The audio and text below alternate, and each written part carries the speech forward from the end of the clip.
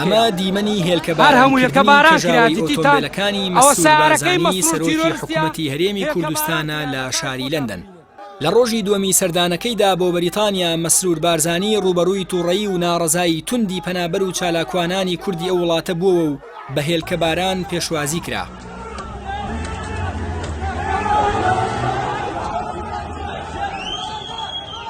مەسرور بارزانی بۆ پێشکەشکردنی وتارێک دەربارەی پێشهاتەکانی ناوچەکە و پرسی وزە چووە ئینستیتۆی شاهانەی ئەو وڵاتە بۆ پەیوەندی نێودەوڵەتیەکان، بەڵام بەر لە ڕۆیشتنی کوردانی تاراوگە ئامادەکاریان بۆ گردبوونەوەیەکی ناڕەزایی لەو شوێنە کردبوو.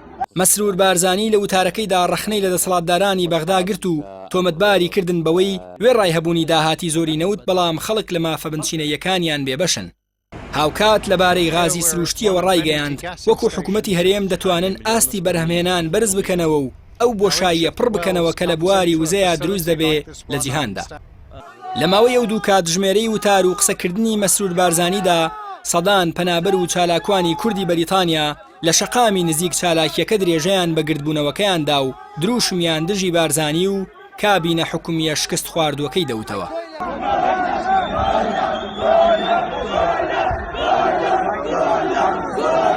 هەرچەندە پۆلیسی لەندەن هەوڵیدا ڕێبگرێ لە خۆپشاندەران، بەڵام چالاکوانان و پەنابەرانی کورد وێڕای وتنەوەی دروشمەکان کاروانی ئۆتۆمبیلەکانی سەرۆکی حکوومەتیان لە کاتی ڕۆیشتندا هێلکەباران کرد. ئەو چالاکوان و پەنابەرانە کە ڕاستەوخۆ ڤیدۆی ناڕەزایەتیەکانیان لە تۆڕە کۆمەڵایەتیەکان بۆ هاوڵاتیانی هەرێم و جیهان دەگواستەوە، لە دروشمەکانیاندا داوای ئازادکردنی چالاکوان و ڕۆژنامەنووسانی بادینانیان کرد. هەروەها ئاماژەیان بە دۆسیەی چالاک و ڕۆژنامەنووس و کەسانی بەناحەق سزادرا و ئەشکەنجەدرا و تیرۆرکراوە کرد. کوردانی تاراوگە ڕەخنەی توندیان لە سەرۆکی حکوومەت و کابینە وەزاریەکەی گرت کە بەرپرسیارە لە دۆخە سەختە ئابووریەی کە ڕووی لە هاوڵاتیان کردووە، بەهۆی شکست لە پێدانی موچە و خزمەتگوزاریەکان و خراپی دۆخی ئازادی بیرروڕا لە هەرێمی کوردستان. پەنابەرانی کورد لە بەریتانیا داوا دەکەن دامەزراوە فەرمیەکانی وڵاتە پێشوازی لە سەرۆکی حکوومەت نەکەن، بەو هۆکارەی بەرپرسی یەکەمی کێشە و قەیرانەکانی هەرێمە و بەبێ هۆکار چالاکوان و گەنجانی بادینانی دەستگیر کردووە.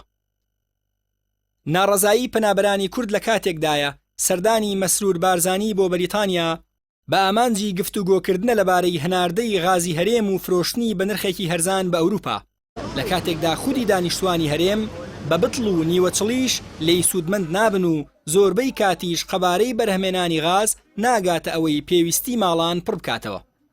بەریتانیا زیاتر لە هەر وڵاتێکی ئەوروپی کوردی لەخۆگرتووە.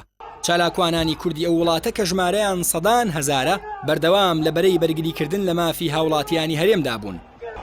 کوردانی بەریتانیا بەردەوام وەک ئۆپۆزیسیۆنێکی کارای خۆڕسک ڕۆڵیان بینیوە و پشتیوانی هەر سەرکردەیەکی کوردیان کردووە کە دژی ستەمەکانی دەسەڵاتدارانی هەرێم وەستا بێتەوە.